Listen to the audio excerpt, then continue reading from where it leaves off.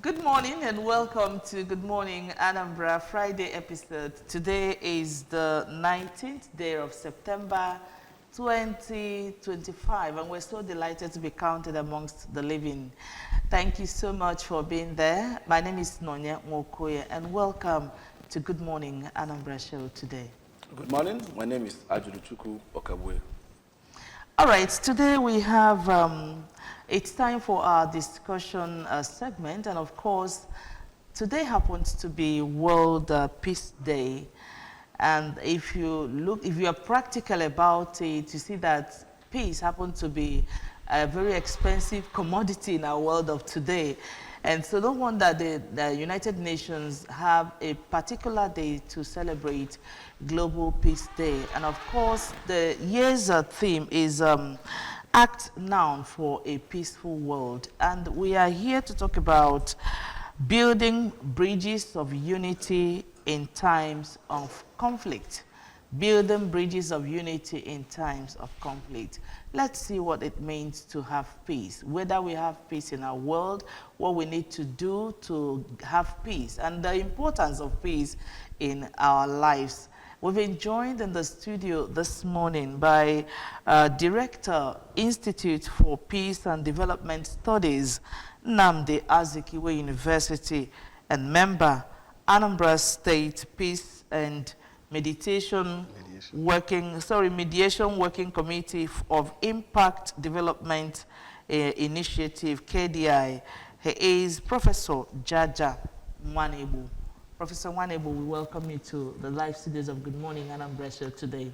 Thank you so very much. I'm delighted to be here. You're welcome. It's one of the, when I got this invitation, I felt the joy in my heart to be part of this discussion. Thank you.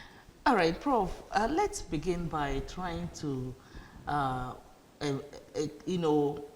find out or let people understand what peace entails, what peace is all about, and of course, why we need peace. Well, that's a very omnibus question, and I like taking to such questions.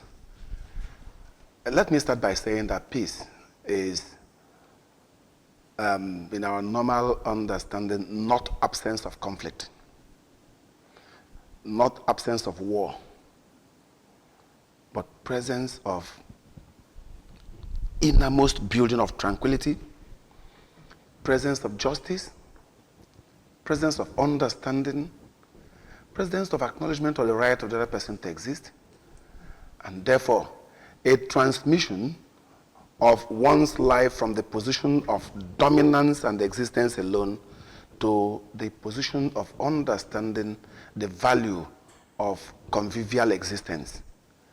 One uses the word getting out of primitivity. Once the world moves away from the primitive background, the world is at peace.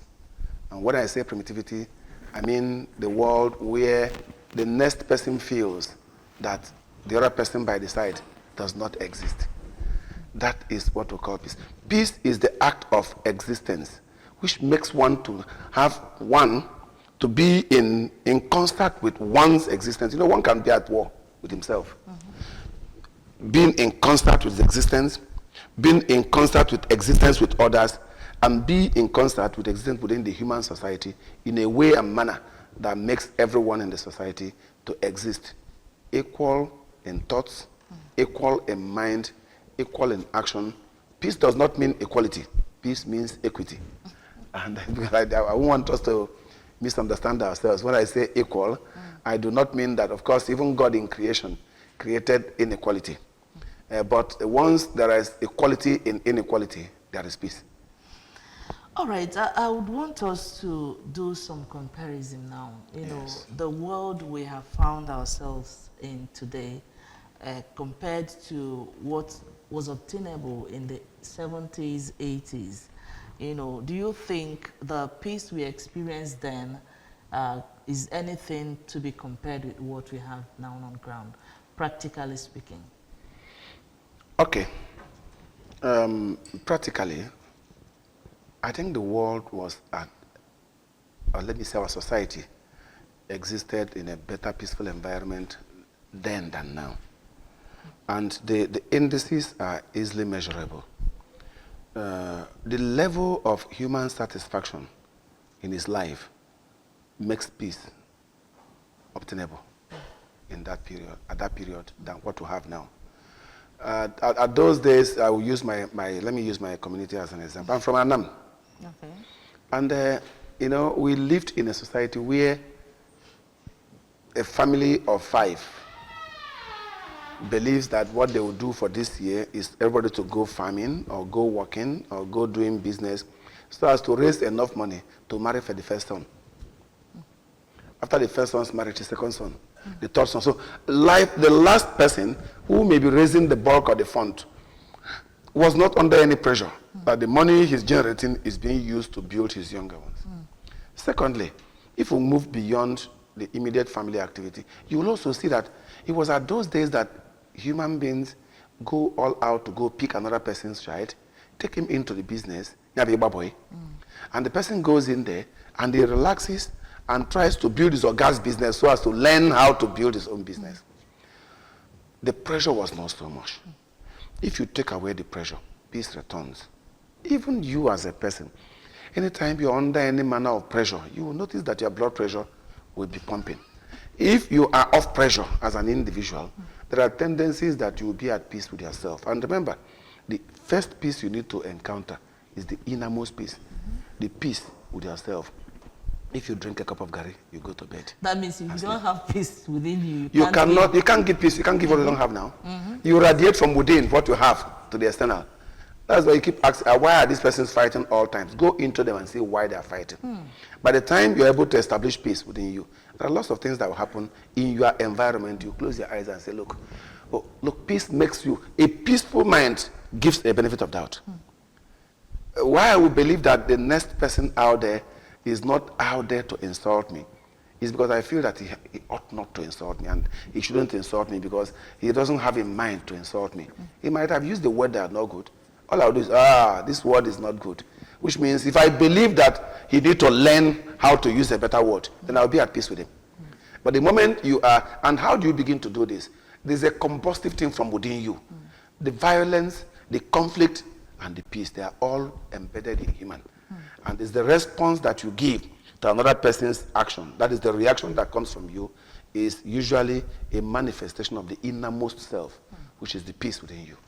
That's good. You've said a whole lot. Now, the question I want to ask, since we're talking about building bridges, and the essence of building bridges is because there are trust deficits, you understand, that either contravene what agreements that man and man would have had in a case for that bridge to be burnt. Now, the question I want to ask, is man a being of peace as compared to animals that subjugate themselves to hierarchy? But in the case of man, we have lots of trust deficit in our day-to-day dealings with one another. Just like you cited about somebody going to the village, picking a child of the family to train as an apprentice, Igba boy. Sometimes that boy will grow up and be siphoning August money back home to take care of his own family. Now, that trust issue, is man a peaceful entity? That's the question I want to know. Because all wars that we have in this world, all conflicts generate from man's inability to adhere or keep to certain agreements. Okay, when we talk about man, using the man in generic terms now, let's use man as the fact that all men put together as man. Of course, within the individual's building, we have different makeups of every individual. Remember, in every human being is a combination of 2 basic natures, nature and nurture. The nature of a man, and they will tell you by child psychologists that an average child is born tabula rasa. It is we in our society, in our pressure, that begins to indoctrinate them into that culture of violence, which starts even from the family, even the way you beat your child makes the child to know that there could be something called violence.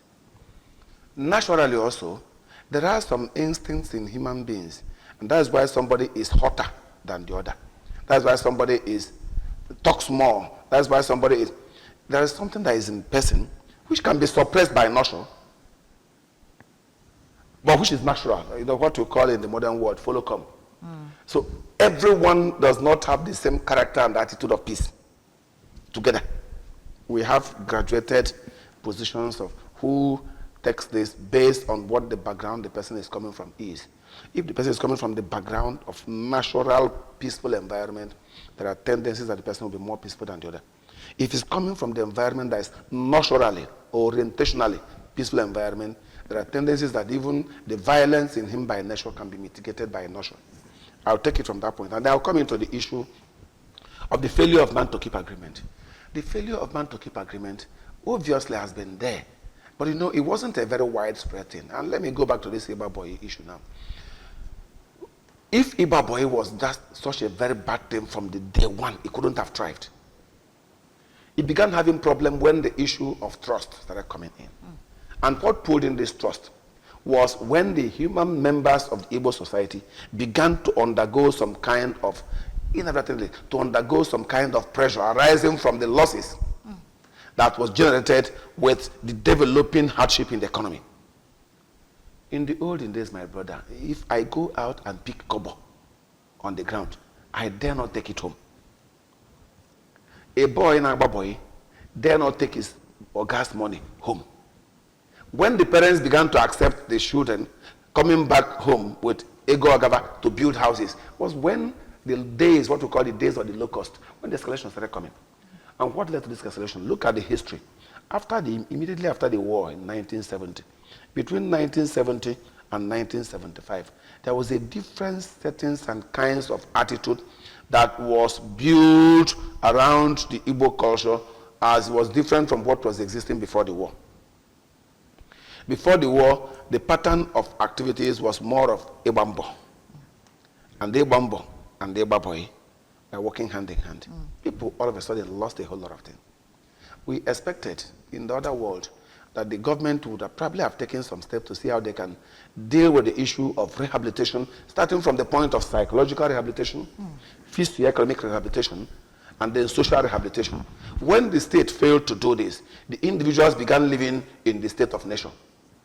But it wasn't even that bad that way at that period, until the economic activities that collapsed between the 80s to 83, coming to the period of austerity measure.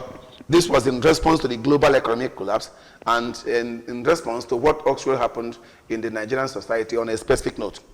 At that period, parents started giving in to some undue pressure. Now you see a father seeing a son who is an apprentice coming back home with his gas money and spending it at home. Within him, I don't know, I didn't go into him, you see a moral war between accepting this and dying of hunger. So you see this balance began coming, and the societal influence began to also build along the negative background. All these things are things that were correctable, which the state failed to correct by the time they ought to have corrected. But I will tell you that naturally, from birth, an average person, not every person, is born peaceful.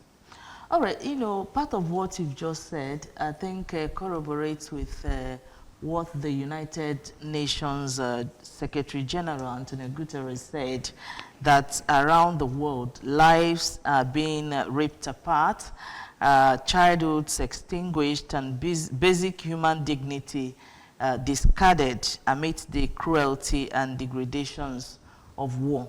And as we speak, there are still ripples of war here and there. We hear stories of war around the globe. So with this still happening, you know, do you think the peace we are so much clamoring for is attainable, is achievable, as the case may be? Okay, thank you very much. The message from the Secretary General, which is also encapsulated in the theme of this year's World Peace Day. Yeah. Look at the word, it said, act now. Of course, it's in acceptance to the fact that there's a total collapse and that things are getting worse. The world is turning into fire, becoming a globe, what to call a scourge of conflict.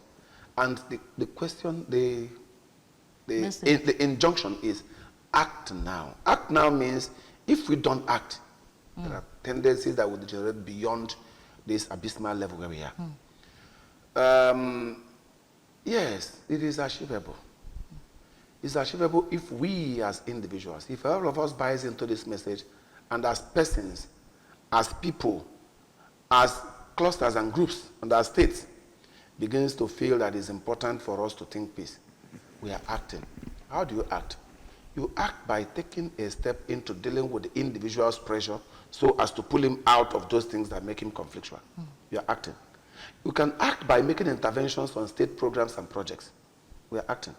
Well, today the world is divided, completely divided into two new and one emerging polar, where you have the NATO group even disintegrating. The disintegration of NATO arising from the multiple responses coming from the NATO groups on the Israelis' attack in the parts of the Middle East against the terrorist war is also an issue that is calling to mind the need for us to act now. Now Israel attacks, US supports, France condemns. This is what you don't see from 1945 down. There is also a disintegration among this cluster group. Secondly, you see the Warsaw Group. Some nations within the Warsaw Group struggling to get into NATO, which also calls for disintegration among the Warsaw Group pacts. And then you see a new emergence of a power force, which is building in China, Russia, and North Korea, also becoming a major issue. You see United States of America going into a company where the South Koreans own and work, Daewoo, and pack about 200, 300, or 400 persons and deported them. You said you said something while you were trying to define peace. You say it's not total. No, it's not absence of conflict. Absence of conflict. It's presence of justice. I think I want you to let the people understand the need, why we need to have peace, the importance of peace in our lives and in our world. The fact is that without peace, we are all doomed. Without peace, the world is on fire. Without peace, the societies and the communities are disintegrated, and they are disintegrating per day. Without peace, the economy is under challenge. Without peace, the social system is under pressure. Without peace, the individual psychological existence is under challenge. And when all these things burst in together, the human society is in a disintegrating state. And that is why, so if you want to talk about why we need peace, is multifaceted reason, because everything we do in life is about peace. Without peace, we don't exist. Yeah, you said a whole lot. Without peace, we don't exist. But then there's something you keep, you talk about the superpowers of this world, even though they have charters in the United Nations and the rest of it all, they are sometimes still, will I say, culpable in escalating wars, bringing about conflict in areas where regions could take care of their problems and then bring peace. Now, you see communication breakdown, power imbalance. America is the soldier of the world. CIA have been coming up to tell us that invasion of Iraq under Saddam was a hoax, you understand, because there were no actual weapons of mass destruction. Peace was in that country, even though they claimed that there was some level of dictatorship. But peaceful area, people were living in peace. America, with their superpower might, went in there and then caused mayhem. That till today, till tomorrow, they are still trying to resolve. Same thing with Vietnam and other parts of the world, even the Taliban in Afghanistan. So now the question is, I'm asking, while we have all these UN Charter and these big so-called global powers, the role they play in bringing peace is even more than the conflict they cause. What could be responsible for all of that? Let me put it this way. Okay. Like I think I mentioned, I say primitivity is one existing as if it's the only one in the world. When you say someone is a primitive man, if you remember the history of the primitive men, there were those guys that lived in the wilderness where they were alone. Anything they like, they get, they take, they eat, they kill. The world is descending back to primitivity. And meat is education and enlightenment. And the descension of the world into primitivity is in total violation of the principles of accepting that the next person has a right to exist. And once it challenges, remember I told you peace is presence of justice. Yes. Once it challenges the right of the other person to exist, automatically conflict exists. Let me go to the Iraq that you talked about. Yes, there could be a lot of things that we see as sanity in the country, but there was actually no peace. Because the principle of the individual's existence under rights and justice was completely violated. Once you violate that, you cannot have peace. The world powers were also existing as if others are not existing beside them. Yeah. If you know that what is happening within the Sahel regions is in rebellion to what has happened between France and the French-speaking countries of Africa, primitivity. If you know what has happened between the British, or what you call the Anglophone countries of Africa, between the African countries colonized by Britain and the British government, you will also know that we are also breeding and fanning the ember that could also lead to the same situation that has happened in the Sahel region. These are problems. But one fact that needs to be established is that if these superpower countries of the world have had the understanding that are existing in a society where other nations also have a right to exist, a right towards their natural resources, a right towards their policy positions and the economy, then there won't be crisis at all. But the contention between them is like a case of dogs eating dogs. Contention between them to take dominance over us is creating problem among them and creating problem between them and us. Exactly. All right. In case you're just joining us, you're watching Good Morning Anambra, Friday episode where we're talking about peace. And of course, we are going to go for a short break now to feel the pulse of the masses concerning the issue at hand. We'll be right back to talk more. Don't go anywhere.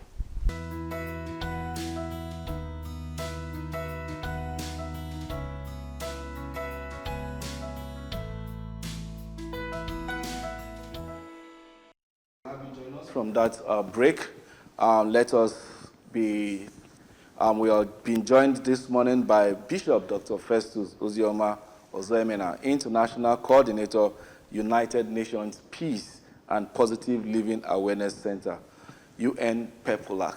Good morning. Glad to have you this morning. Good morning. Thank you so much. Good morning, viewers. You're welcome.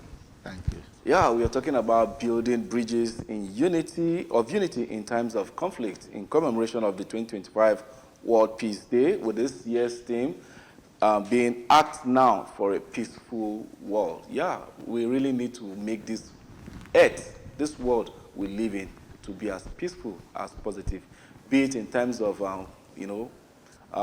elections, be it in terms of family issues, dispute, and the rest of it all. At the end of it all, peace should be the lasting thing that we should be seeking. And now, still talking about building bridges, election is around the corner. And we have parties, political parties, people having different ideologies, different manifestos, wanting to get the mandate of the masses in order to pilot the affairs of the state. Well, politicians are known to sometimes go dirty in the mud by, throwing all manner of tantrums at opponents, leaving out the importance of ruling and giving positive impact to the citizenry. Now, let me come to you, Bishop. As a man of God, if you have a political candidate and your political candidate is doing something untowardly on social media, in your capacity as a friend and as a man of God, wouldn't you call him to order? Yeah, thank you so much, my friend. Thank you, all the people in the studio. I think the question that you've thrown to me is timely in view of the coming gubernatorial election in Anambra State come November 8th. As we all know, we're on ground and we know what has been happening. It's very unhealthy what has been going viral in social media in terms of casting aspersions and in terms of what I could call beat up politicking, washing dirty linen in the public, very undignified utterances that are being made by the, so to say, unquote, honorables and His Excellencies. So I think that there should be some decorum.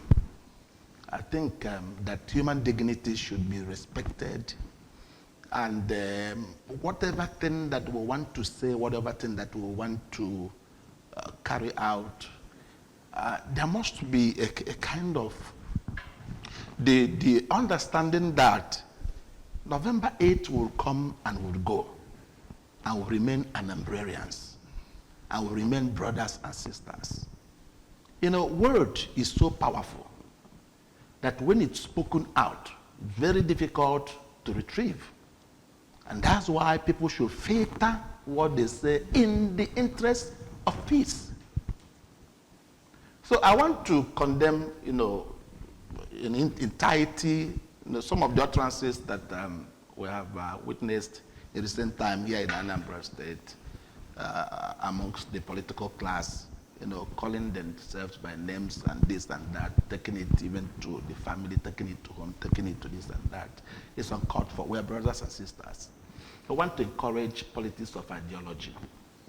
Okay, now we talk about Global Peace Day. Actually, let me correct an impression I made earlier that it's today. It's actually on Sunday that we'll be celebrating World Peace Day. And of course, you know that today is Friday, tomorrow is Saturday. That's why we brought it down today to do that program. But the two people in the studio, our guests in the studio this morning, they have the responsibility of initiating peace where necessary, for the good of humanity. Now, you've planned out some programs. I'm coming to Prof. You've planned out some programs for tomorrow. So if you don't mind, you let us into some of the activities lined up for that program you have already planned. Thank you very much. The program we have for tomorrow is actually a two-pronged program. The first one is a peace walk. The word walk is to draw Anambrarians to join tomorrow, so we can all take a walk around and across the streets and places in Awka to send a message, just like my Lord Bishop said, that Anambra State need to exist now and need to exist beyond October 8th. November 8th, sorry. The message is, as we are working, let people see that Anambrarians are mobilizing themselves to ensure that peace exists before the election, that peace exists during the election, and that a peaceful atmosphere is maintained after the election and as we go on in the state. We're going to take a walk from Thameside, mobile filling station Thameside. There will be a major march. Different groups are joining. It's a combined program of UN POLAC, the IPSDS, the Institute of Peace, Security and Development Studies, and then the umbrella body that has just been established, or what to call Anambra Peace and Mediation Working Committee, which the Commissioner of Police is the chairman. We all take a walk from there down to Kweme Square here, where there will be one or two speeches, and all geared towards calling on people, politicians, political parties, and Anambrarians to please take their hands away from violence. Violence can be done with words. Yeah. When you speak violence, then there are tendencies that you act violent. Let us start speaking peace. When we preach peace, when we speak peace, peace will radiate in the election. Like the bishop said, what is the need? I think what I want to hear, I find this as a total failure of coordination. What I want to hear from the candidates is how to take Anambra State out of poverty, how to take Anambra State out of poor infrastructure, how to take Anambra State into a peaceful environment. Leave your families and your businesses and your certificates and whatever. We don't need them. As Onye Anambra, what I need today is somebody who will make life better for me. So that when I'm done with this work I'm doing now, I'm stay strong, I'll retire into peaceful environment, I'll retire into infrastructure that can sustain the old age. All those things. We need to tell the Anambrarians that, look, these guys are not enemies. They are not. In the next 1 month after the election, you get into Abuja, you see them in the wedding of one of their children. You see them sharing the resources of the state. You see them doing businesses together.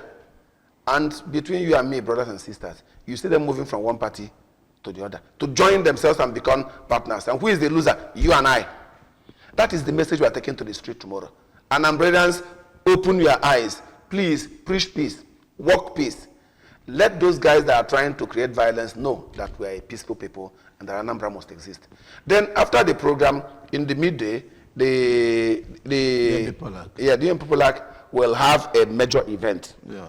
After the event, on Sunday, which is the main day, actually the 21st September, we are going to do some interventions in churches. These interventions, we have messages, leaflets, handbills. What are we saying? We're not telling them not to rig election. It doesn't concern us. But if they rig, they will create crisis. We're not telling you to vote for anybody. It doesn't concern me. Because if you do vote the wrong person, you will suffer it. We are telling Anambrans in that leaflet, please open your eyes. Stay away from conflict. No violence. Control your children. No call to war. And so on and so forth, so we can live in a peaceful society. That is our message. Now, let us take it a step away from Anambra, because while Anambra will be experiencing peace, come post-election, we equally want to experience peace in Nigeria. And Nigeria doesn't seem to have that in abundance. When you talk about certain conflicts that are thriving in certain parts of the country, and then you see governments paying lip service to such. So now, how can we, since we're talking about peace building and the rest of it all, and commemorating the work that we need to do in order to achieve this, what is lacking? Why do we have this pocket of violence, this pocket of kidnapping, insecurity in certain parts of the country? Does it mean that we don't want peace? Or is it that the people that are fomenting this peace seem to have more wisdom in getting what they want more than we do? I'm talking to you, Bishop. Yes, thank you for that. You can take it along the maybe religious ground to add a little bit of that. Maybe yes, that's what it's lacking. There is nothing that is as good as peace. In United Nations, we're talking about sustaining development. Yeah. And how can you sustain development if not by creating a peaceful atmosphere, peaceful environment, and having people, citizenry, peaceful, being peaceful, cultivating a culture of peace. This is very, very important, because one thing people don't understand is that one could look at something that he wants to do, looking at the gain, the immediate gain that he will gain, even if it is violent and causing disharmony. Once there is something that he could gain, at that moment, then he could go for it, forgetting that what goes around comes around. World has become a global village. That whatever thing that affects A, automatically is going to affect B. So that's why issue of peace is non-negotiable. Issue of peace is fundamental. From religious background, God himself is God of peace and God of order. By creation, you could see order. Putting this here, putting that there. There has not been any time that the heaven above or the firmaments, crashed or was found, fighting with the earth, or the rivers fighting with the trees. So you find that all night fighting with that, with daytime. All these people, things that put in their proper places. And Bible tells us that God is God of order, is God of peace. Even Christ, Jesus Christ, the leader of Christianity, is called the Prince of Peace. And in the Gospel of Matthew, chapter 5, it says that peacemakers are called the children of God. So, which means if you are not a peacemaker, you are not a child of God. He has even gone ahead to say, in as much as you can, live peaceably with everyone. And one of the criteria for one having eternal life is that you should be peaceful. I think in Hebrews 12:14 it says, follow peace with all men and holiness, without which no one shall see God. So issue of peace is not what we relegate to the background as it's being done today. Unfortunately, the environment is not encouraging it. People who are practicing or practitioners or peace advocates, they are not receiving encouragement from anywhere, because maybe people think that it's not getting the money. But it's not all about the money. You could have all the money, but if you don't have the peace, then you can't eat that money. All right, Bishop, now it's been established here that one can't actually give what he or she doesn't have. No. That you must have peace within to be able to give it out. And of course, there's this saying that charity begins at home. And we know in practical terms that a lot of families are in shambles when it comes to peace. Now, looking at this whole situation, being so practical about it, Odekaga said that the situation is something that could not be, nothing can be done about it. So now, how do we go about it that by, that I don't have peace in my home, and you are calling me to come into the society to bring peace? How do we go about it? That's the one of the challenges of peace. Because peace must emanate from inside. I think preamble of UNESCO says that since wars start in the minds of men, it's also in the minds of men that defenses of peace be constructed. So you see, it's more than physical. You cannot give what you do not have. Even talking to those of us who are peace advocates, if you have crisis in your home, then what are you saying? You are causing trouble in your community, what are you saying? You are the headache in the office where you are to every other person, then what are you saying? So it flows naturally. When you are a man of peace, you have it, then you will be able to give it to some other people. So it's a challenge. And that's why we encourage peace education, peace culture.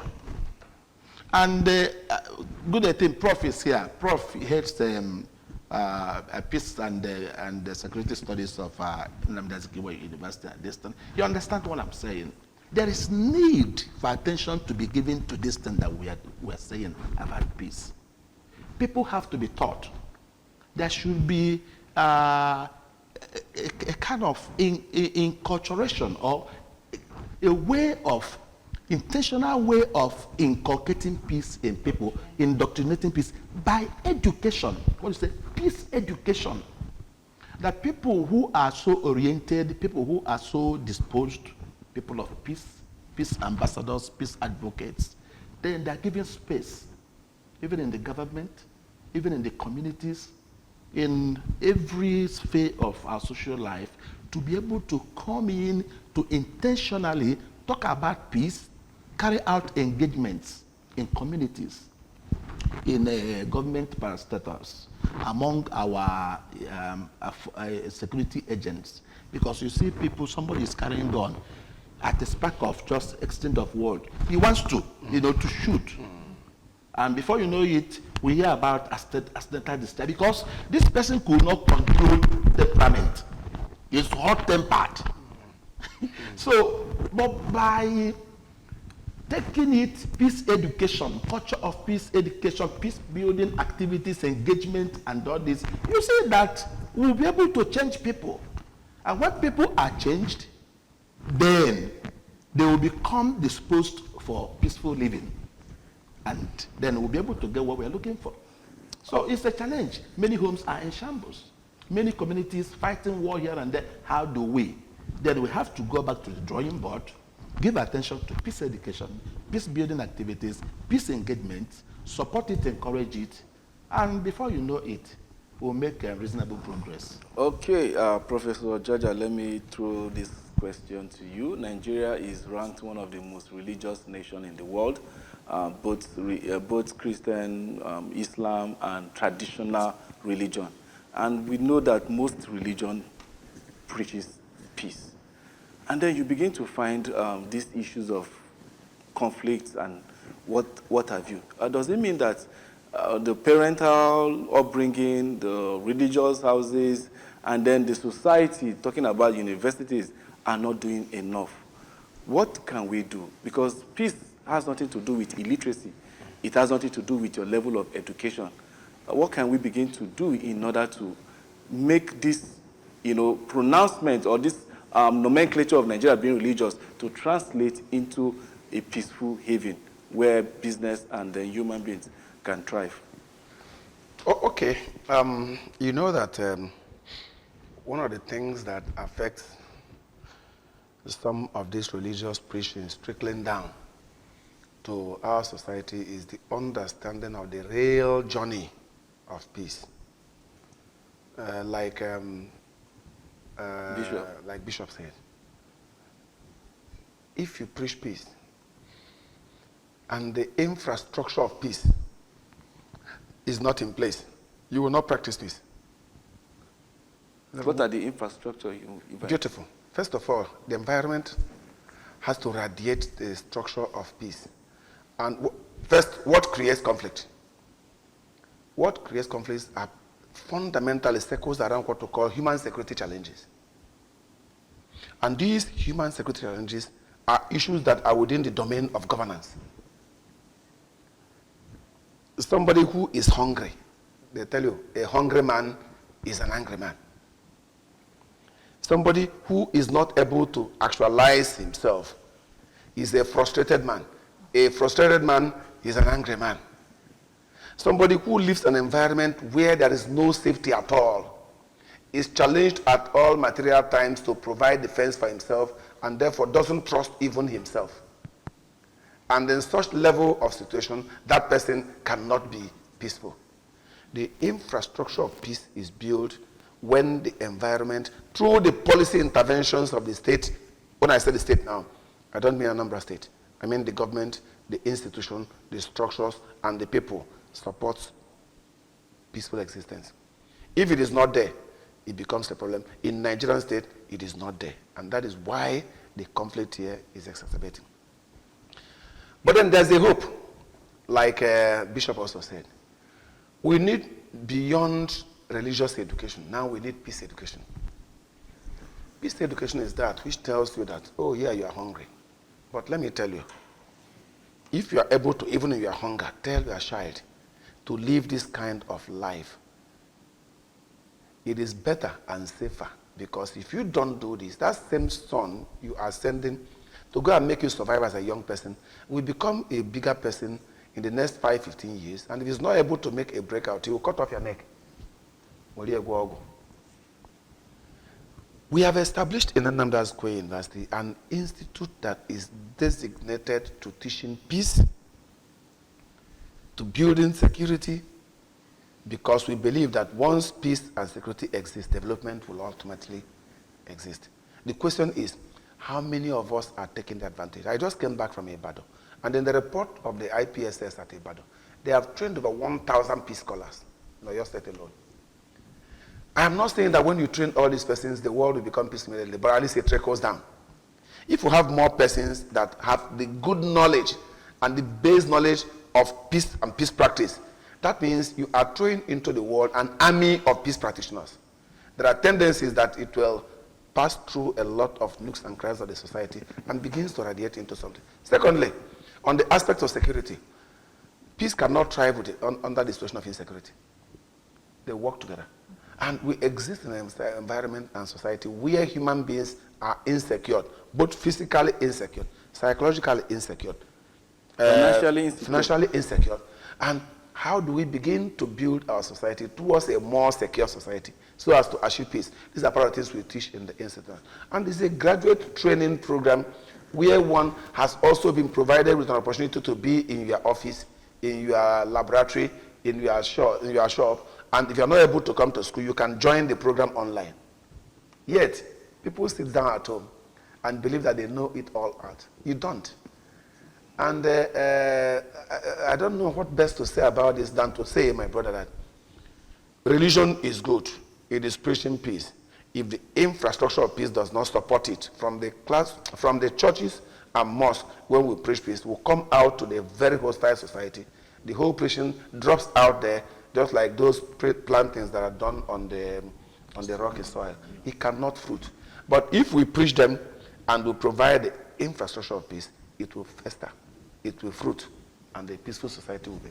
All right, the 2025 theme says act now for a peaceful world.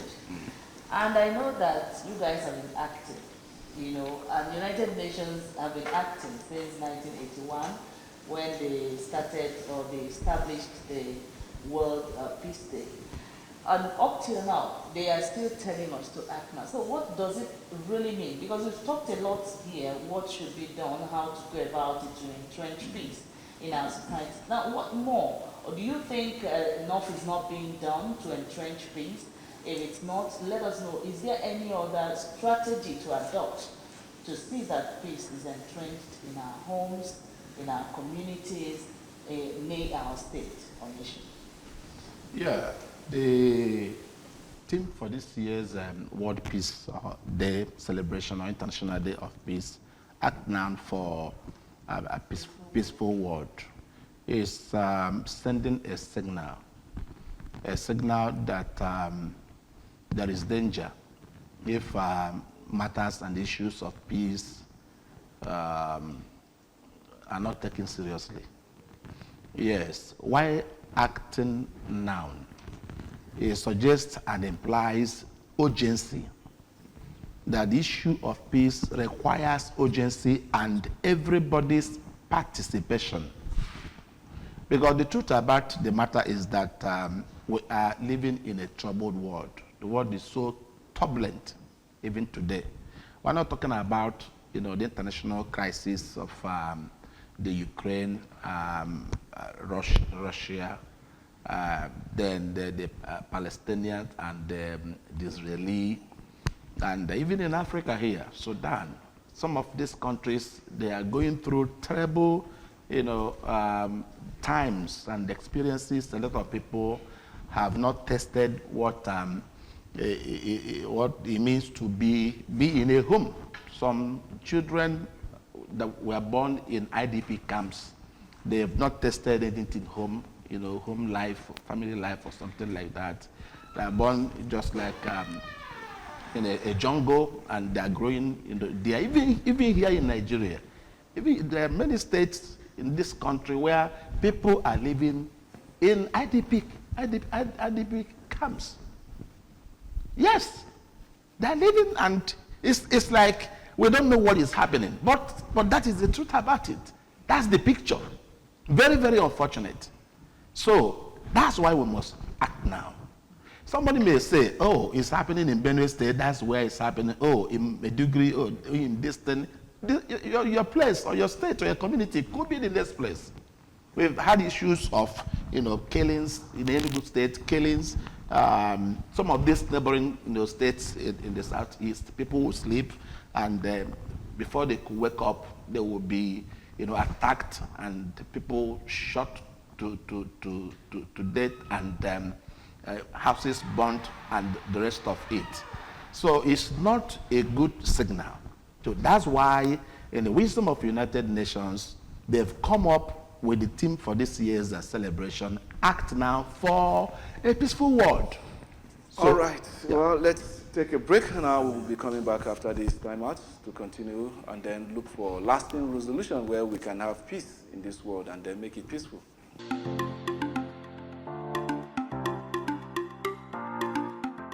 The easiest way to promote peace is for justice. Promote justice in the sense that ensure that people in the society, that you, especially, you give them what they want, especially the welfare of the citizens, in terms of providing the basic needs, ensuring there is a food security. Do you understand? And in the society, for instance, in Anambra State, for instance, the governor has been trying that providing, especially when you do skills. You see, with the promotion of what provide, especially the youth in Anambra State, that is seriously engaged, instead of going for being a delinquent involving in alcohol, involving in Yahoo, they are now fully engaged. By engaging them in daily activities, you will see that all this involving themselves in those things that will bring disunity in the community will be curbed. Through sensitization, the peace can, the gospel of peace can be preached to the doorstep of everybody. We will achieve it through sensitization. We can use social media. We can use printed media like a newspaper. We can use radios, but sensitization is good to take peace to the doorstep of every individual. In a community, we have community leadership. And if I should have a case with you, and we brought it before the community leadership, and they refuses to say the truth, and they deviated from the truth just to favor one party. And that has been our major problem in this country. The truth, speak the truth. The truth you speak today will prevent a crisis in future.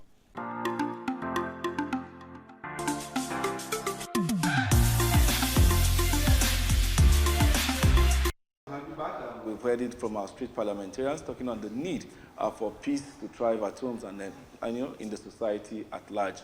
And now, quickly, Prof. Yes. Take it off from there. Yes. Let me just talk briefly the message of the theme of this year: Act Now for a Peaceful World. It's a calling to all of us. The UN is calling on all of us. UN is calling on the individuals to act now. There are lots of things you can do as a person. What is that thing you can do as a person for a peaceful world? The UN says, act now. The UN is telling the family to act now. What can families do for a peaceful society?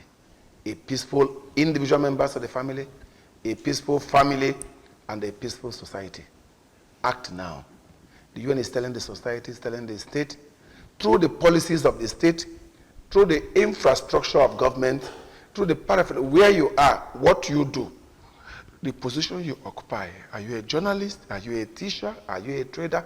Act now, because the world is disintegrating into conflict. And we are saying in this year in IPSDS, act now for a peaceful Anambra election. A lot of us are keeping quiet, believing that the crisis is between Party A and Party B, believing that it is a contention and contestation between candidate A and candidate B. And the rule says, UN says, act now for a peaceful Anambra election. If we don't have a peaceful election, if we don't have a peaceful exercise, if we don't have a good governor elected, we cannot be talking about peace. So what is this acting? The acting is that you, as an individual, as the family, in the society, should take responsibility towards ensuring that we have a peaceful pre-election campaigns and processes, through election, votings and participation, and through post-election life and existence in the state. If we fail to act now, then we are acting to destroy our society. And that is the message. That is what exactly the entire team of this year is talking about. Thank you very much.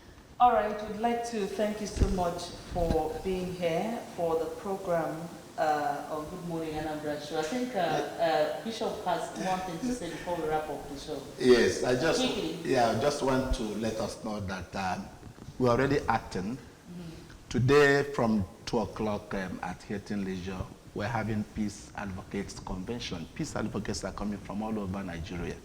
We're converging to Brainstorm to give orientation, provide education, today in Anambra State, and after it tomorrow, after the peace walk, we're continuing with the celebration where we induct, new peace ambassadors and peace advocates. We've invited traditional rulers, religious leaders, political class, and all the people, stakeholders in the matters of peace. So we're acting, to ensure that we'll have a peaceful world. So we're inviting the public to be part of it. All right, they are actually acting, but there is need for everyone to get involved and act for a peaceful world.